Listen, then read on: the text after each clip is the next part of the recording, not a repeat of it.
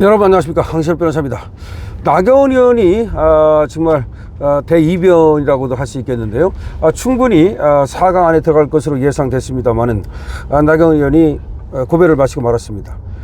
그리고 안철수가 난 다음에 안철수가 지금 기염을 토하고 있는데요.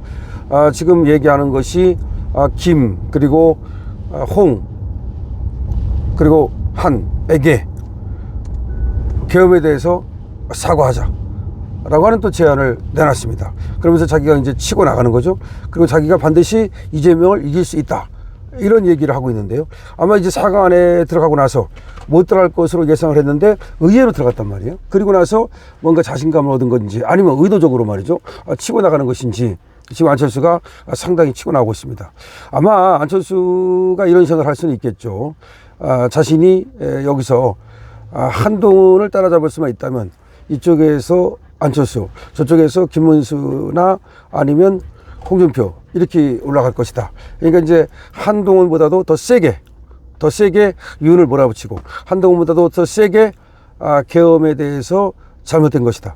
그리고 탄핵 헌법재판소의 결정은 잘못된 것이 아니다, 이렇게 지금 선명성을 주려고 하는 것 같아요. 근데 안철수가 너무나 꿈이 야무지고 그리고 욕심이 많습니다. 제가 볼 때 안철수가 지금 한동훈을 이기기 어려운 이유는 뭐 윤하고 지금 뭐 반대 입장에 서지 않아서 그런 것도 아니고, 자기가 무슨 뭐 또 지금 계엄에 반대한다는 입장을 갖다가 뭐 더 강하게 안 해서 그런 것도 아니고, 사실은 안철수는 흘러간 물이거든요. 흘러간 물이 물레방아를 돌릴 수는 없는 것이거든요. 이번에 4강 안에 들은 것만 해도 사실은 기적입니다. 정말 이해할 수 없는 것이 말이죠, 나경원하고 상당한 차이를 보였었거든요. 조원 CNI에서 나온 그 여론조사에서도 18일부터 20일 요때 한 거 보면은 확실하게 나경원이 안철수보다 앞서고 있었습니다. 압도적으로 말이죠. 그런데 결국 역선택에 의해서 나경원을 이제 떨어뜨린 건데, 저들의 그 어떤 좌파들의 나경원 죽이기가 엄청났다는 것을 보여주는 겁니다. 이 좌파들은 꼭 좌표를 찍죠. 좌표를 찍고 그 좌표에 따라서 움직입니다. 보통 이제 김호준이가 좌표를 찍고 또 유시민이가 좌표를 찍죠. 말하자면 그런 애들이. 그러면 거기에 따라서 벌떼처럼 움직여가지고서 사실상 나경원보다도 더 많은 표가 안철수한테 가도록 만든 거죠. 그러니까 나경원한테 표가 안 갔다기보다는 원래 갈 표는 갔죠. 갈 표는 갔는데 안철수한테 의도적으로 좌빨들의 표가 감으로써 안철수가 나경원을 누르게 되는 그런 사태가 벌어진 겁니다. 여기서 우리는 말이죠, 이 좌파들의 조직력, 이 좌파들의 이 어떻게 보면 좌표 찍기가 얼마나 무서운 것인가를 알아야 됩니다. 자, 그런데 여기서 이제 안철수가 올라감으로써 나경원이는 개인적으로 참 아쉽지만 전체적인 구도를 보면 말이죠, 오히려 나쁠 건 없어요. 왜 그러냐, 지금 한동훈하고 안철수가 저 지금 탄핵 찬성 그리고 계엄 반대, 이쪽 표를 나눠 먹어야 된단 말이죠. 물론 얼마나 나눠질지는 모르겠습니다. 나눠 먹어야 되기 때문에 한동훈 표를 뺏어올 가능성이 있죠, 안철수가. 그렇게 되면은 한동훈 표가 약간 손해를 보면서 김문수하고 홍준표가 올라갈 가능성이 있죠. 지금까지 나오는 거 보면은 1등, 2등, 3등이 박빙입니다. 지금 김문수하고 홍준표 그리고 한동훈이가 상당히 박빙으로 나타나고 있어요, 여론조사에서 말이죠. 물론 김문수가 아직은 물론 1등이고, 그 다음에 이제 한동훈하고 홍준표가 서로 시소 게임을 벌이는데, 어떤 조사에서는 한동훈이가 이기고 어떤 조사에서는 홍준표가 치고 올라가지고 홍준표가 이기는 것도 있습니다. 자, 물론 이제 바깥에 한덕수는 또 좀 앞서가고 있고요. 한덕수가 훨씬 앞서가고 있습니다. 지금 그런 구도인데, 여기서 이제 28일, 29일, 네, 이렇게 해가지고서 사실 이제 29일이면은 결정이 되죠. 2명이 결정되는 거죠. 그리고 이제 5월 3일이면 1명이 결정되는 거죠. 자, 이런 이제 것인데 열흘밖에 안 남은 겁니다. 열흘 안에 이제 1명이, 즉 국힘의 경선 승리자가 결정이 되죠. 자, 그러면 이제 거기서 국힘 후보는 결정됐기 때문에 국힘 후보로 그냥 나가느냐, 아니면 밖에 있는 다른 주자들과 단일화 하느냐, 그거는 이제 선택의 문제예요, 사실은 말이죠. 그렇기 때문에 국힘 만약에 이 후보로 홍준표가 됐다, 이게 문제야. 홍준표가 됐을 때 말이죠, 한덕수가 밖에 있다 하더라도 홍준표가 끝까지 고할 가능성이 있어. 여러분, 그거를 우리가 이미 경험했습니다.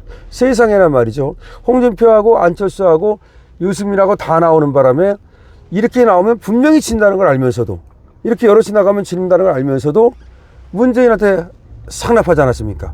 물론 그때는 안철수가 한때는 상당히 막 치고 올라가 가지고서 문재인보다도 더 높게 나오는 뭐 잠깐 그런 경우가 있었지만, 그렇게 나가도 뭐 안철수는 자기가 이길 거라고 생각했는지 그건 모르겠습니다만은, 하여튼 결국은 안철수가 3등밖에 못했죠. 그리고 홍준표는 3%로 시작했음에도 불구하고 2등을 하는 기염을 토했죠. 근데 어쨌든 간에 여럿이 나가서 그냥 문재인한테 대통령을 갖다가 그냥 안긴 거죠. 그런 과거에 예가 있기 때문에 이번에는 그러지 않으리라고 생각을 하지만 또 모르겠어요. 그래서 지금 바깥에 있는 한덕수가 나온다면 완샷 경선은 반드시 필요한 건데, 지금 한덕수가 그럼 어떻게 할 거냐? 지지율이 30%에 육박한다니까요. 근데 안 나오겠습니까? 여러분 같으면 안 나오겠습니까? 결국은 지지율이 불러내는 거야. 윤석열 당시 검찰총장이 결국은 정치를 시작한 것도 국민이 불러낸 거거든요. 지지율이 불러낸 거거든요. 지지율 안 나왔으면 안 했죠. 하라고 등 떠밀어도 안 합니다. 지지율이 나오니까, 그러니까 이제 또 다른 사람들이 하라고 하고 하니까 겸사겸사 하게 된 거 아닙니까? 따라서 지금 한덕수 보고 뭐 나오지 말라 이런 얘기하는 건 어불성설이고, 홍준표도 뭐 그런 얘기하고 그러는데 그건 어불성설이고, 오히려 민주당이 지금 한덕수의 출마에 대해서 극구 반대를 하면서 경기를 일으키고 있죠. 거의 경기예요. 무슨 뭐 이완용인이 이따위 소리 하고, 그 다음에 뭐 지금 관세 협상, 통상 협상 이런 것들을 갖다가 하지 말아라 그거 해가지고서 무슨 지금 한덕수의 어떤 그 가치가 올라갈까봐 미리 말이죠, 그 못하게 한다든지, 또 지금 두 번째 탄핵을 할 것 같은 지금 협박을 하고 있거든요. 그러니까 지금 오히려 한덕수는 입장에 탄핵하라, 들어와, 국힘 쪽에서도 들어와, 이런 입장이에요. 근데 지금 민주당에서는 할 것처럼 하면서 또 하지도 않으면서 계속해서 압박을 하고 있단 말이죠. 그거는 이제 한덕수를 어떻게든지 주저앉히려고 그러는 거야. 제대로 한덕수만 주저앉히면 자기들이 승리한다고 생각하는 거야. 근데 그건 맞아요. 한덕수만 주저앉히면 국힘 주자 혼자 나가서 과연 이재명을 이길까를 생각하면 상당히 어려움이 있어요. 불가능하다는 게 아니라. 그러니까 이제 한덕수하고의 완샷에서 한덕수가 올라가는 것도 하나의 큰 어떤 힘이 되겠지만, 한덕수가 설사 못 올라가고 국힘 주자가 올라간다 하더라도 한덕수하고 합하는 효과가 있기 때문에 이게 어마어마한 거야. 그래서 결국은 한덕수를 주저앉혀야만 이재명의 대통령 당선이 확실하다고 생각하고 한덕수 죽이기에 나선 거죠. 그것이 이제 민주당의 원래 전략은 지금 오로지 걔들은 다른 건 없어요. 민주당의 지금 대선 전략은 오로지 한덕수 죽이기야. 오로지 한덕수 죽이기. 그래, 이재명은 지금 몸조심해가지고요, 방탄복도 벗고 뭐 니트 입고 다니고 아주 부드러운 이미지, 그 다음에 심지어 말도 지금 뭐 확확 안 해요. 아주 부드럽게, 마치 다른 사람처럼, 딴 사람처럼 지금 굴고 있어요. 그러니까 지금 부자 몸조심이라고 자기가 이제 관리만 하면, 케어만 하면 대통령이 된다라고 지금 생각을 하는 거죠. 근데 케어만 하면 대통령이 된다고 생각하기 때문에 약간은 소극적인 지금 그런 푸시를 하고 있단 말이죠. 그럴 때일수록 우리는 적극적인 푸시를 해야 돼요. 지금 홍준표 같은 푸시 좋아요. 근데 김문수도 푸시 잘하고 있더라고요. 이번에 여자고 남자고 무조건 30%를 갖다가 지금 여자도 30% 군인, 그러니까 여군을 전체 군인 중에서 30%까지 늘린다는 거. 그 다음에 여자고 남자고 다 같이 군 가산점제를 준다. 그러니까 남자라고만 주고 여자는 안 주고 뭐 그런 게 아니라 여자든 남자든 군에 들어왔은 군 가산점제를 준다. 그리고 여군을 30%까지 늘리겠다. 좋아요. 이런 전략 같은 건 상당히 좋은데요. 제가 생방송에서도 아침에 말씀드렸습니다만은 그냥 치고 나가야 돼요. 치고 나가야 되고 던지고 가야지. 그러니까 이 던지고 뛰고 그렇게 해가지고서 앞으로 나가야 됩니다. 그러니까 히트앤런 작전을 써야 돼요. 그러니까 치고 뛰고 그래서 히트앤런 작전을 쓰면서 앞으로 팍팍 나가야 됩니다. 그러면 이재명은 지금 자기가 벌어놓은 이 점수 관리하느냐고 상당히 소극적으로 하고 있어요. 심지어 어디 가서 보니까 이 마이크 쓰면 뭐 안 된다. 뭐 이제 그 선거운동할 때 마이크 쓰는 게 뭐 안 된다는 게 연설할 때 안 된다는 거지. 뭐 실내에서 자기가 뭐 사람들하고 얘기하는 가운데 뭐 예를 들어서 최고위원 할 때 뭐 마이크 쓰면 안 된다. 그건 아니거든요.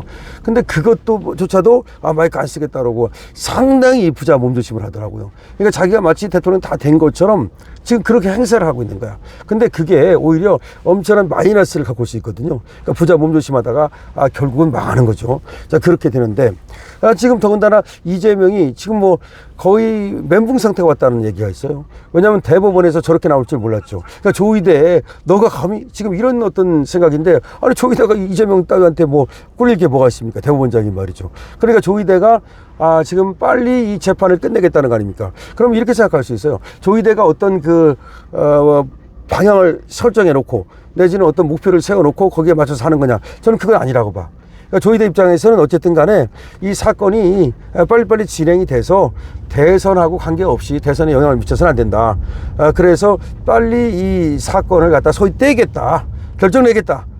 왜냐하면 22일 날 그 대법원 2부로 갔는데 단 2시간 만에 조이대가 전원합의체 해부를 했단 말이죠. 그리고 그날 바로 오후에 심리에 들어갔단 말이죠. 그리고 이틀 만에 내일 24일 또 심리를 한다는 거야. 이거는 확실한 지금 목표를 갖고 이 사건을 갖다가 컨트롤하고 있는 거지. 그래서 조이대가 직접 컨트롤에 들어갔다고 봐야 되고요. 그렇게 되면 이것이 빠르면 말이죠. 지금 5월 11일까지도 결론이 나올 수 있다. 왜 그러냐면 지금 그때가 이제 마지막으로 대선 후보를 등록하는 때거든요. 그러니까 그 전에 결론을 낼 수 있다는 얘기까지도 나오고 있는 겁니다.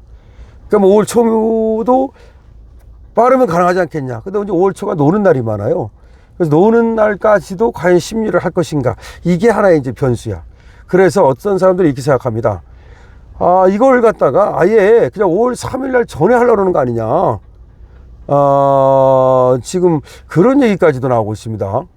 그래서 그러면 지금 오늘 내일 하고 그 다음에 글쎄요 토요일 일요일까지 나와가지고 할까요? 하여튼 간에 지금 빨리 하려고 하는 건 맞는데 휴일도 끼고 또 연휴도 끼고 해가지고서 그때 이제 대법관들이 연휴까지도 반납하면서 나와서 심리를 한다? 근데 그건 또 상황에 따라서는 쉬는 날까지도 이 심리를 하면은 그것도 이거는 너무 또 의도적인 거 아니냐. 이재명 쪽에서는 왜 그렇게까지 하느냐라고 또 조금 약간 뭐 볼멘 소리를 할 수 있을 것도 같은데 어쨌든 간에 지금 조희대는 확실하게 작심을 했다. 그리고 이 사건을 갖다가 빨리 종결 짓겠다고 하는 작심을 했다. 이렇게 봐야 됩니다. 그래서 이재명은 지금 사후 리스크를 아는 채 부자 몸조심을 하고 있다고 봐야 되고요. 이거는 결국은 자신이 조심만 하면 대통령이 될 수 있다는 그런 생각을 했다고 봐야 되는 거죠. 근데 우리 쪽에 아까 얘기했습니다만은 우리 쪽의 전략이 뭐냐. 지금 아주 불꽃 튀는 지금 접전이 벌어지기 시작했는데 홍준표가 어느 정도까지 올라오느냐. 이게 가장 관건이야. 사실은 한동훈은 말이죠. 지금 확장성이 별로 없어요. 더군다나 요번에는 민심 100%였기 때문에 한동훈이 쉽게 들어갔지만 다음부터는 당심 50% 민심 50% 여기에서는 한동훈이 2등 들어가기가 그렇게 쉽지는 않을 거예요. 더군다나 안철수가 만약에 한동훈의 표를 받아먹는다면 쉽지는 않을 건데 어쨌든 간에 세 사람 중에 두 사람이 들어가는 거니까 김문수 홍준표냐, 김문수 한동훈이냐, 홍준표 뭐 한동훈이냐 뭐 이런 얘기인데 또는 뭐 김문수 홍준표냐 여기서 이제 세 사람 중에서 두 사람이 누가 되느냐 이게 굉장히 중요합니다만은 한동훈도 지금 뭐 지금 양양자하고 오늘 이제 만난다 이거죠. 양양자가 또 반윤에 지금 앞에 섰거든요. 왜 그런지는 모르겠습니다만은, 그래서 원래가 양양자가 나올 때부터 뭔가 한동훈이하고 교감하에 나온 거 아니냐라는 생각이 있었는데, 양양자는 지금 한동훈하고 합종연행을 하는 것으로 보입니다. 그래서 한동훈이가 어느 정도의 이런 어떤 세력을 얻을지 또 이건 지켜봐야 되겠습니다만은, 자, 이 지금 대선입니다. 대선. 지금 대권을 놓고 싸우는 지금 잠룡들의 전쟁입니다. 이 잠룡들의 전쟁에서 민주당의 이재명이라는 이 잠룡과 그 다음에 또 국힘의 지금 몇 잠룡들 사이에 이 각 숙전이 엄청 피 튀기는 거라고 보면 되는데요. 지금 뭐 오늘도 보니까 벌써 전화가 몇몇 그 지금 국힘 후보들로부터는 계속 날아들고 있더라고요. 그만큼 이제 완전히 올인 다 걸게 하는 것 같은데, 하여튼 여러분께서 좀 전략적인 선택을 해야 된다는 점도 말씀드리고, 그 다음에 지금 이재명을 이기기 위해서는 이 합종연행이 반드시 필요한데, 지금 그 합종연행이 얼마나 잘 될 건지는 결국 이번에 4명 중에서 2명이 누가 되느냐에 따라서, 또 1명이 마지막 누가 되느냐에 따라서 좀 달라진다. 예를 들어서 아까 처음에 말씀드렸듯이 홍준표나 한동훈이도 잘 이게 의심스럽단 말이죠. 이런 애들이 혹시라도 되는 날이면 한덕수하고의 단일화를 거부할 가능성이 많다. 근데 한덕수가 그러면 그때 드랍을 하면 괜찮은데, 한덕수가 만약에 드랍을 하지 않고 끝까지 나간다 그러면 그때는 정말 상당히 어려워질 것이다, 이런 얘기죠. 근데 만약에 국힘에서 이런 게 있어요.